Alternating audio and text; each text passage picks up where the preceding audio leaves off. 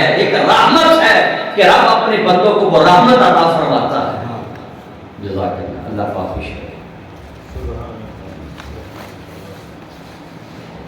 اللہ یہ انہیں اپنا فضل عطا کرتا ہے، عنایت عطا کرتا ہے کہ انہیں بخش دیتا ہے اور ان پر اپنا خاص کرم فرماتا ہے۔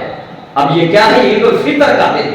اب یہاں پر ایک اور بات بھی قابل توجہ ہے کہ جہاں رب کی رحمتیں برستی ہے، لیکن اے لوگوں وہ بھی سوچیں کہ جنہوں نے ماہ سیام غفلت میں گزار دیا، جنہوں نے ماہ سیام کا مہینہ عیش و آرام کے اندر گزارا، جنہوں نے ماہ سیام کا مہینہ اپنے مال کمانے کے اندر گزارا، غفلت میں گزارا، روزوں سے دور رہے، اللہ کی رحمتوں سے دور رہے، تلاوت قرآن سے دور رہے، جو نماز تراویح سے دور رہے، جو اللہ کے ذکر سے، تسبیح و تحلیل سے دور رہے، ان کے لیے عید نہیں بلکہ وعید ہے۔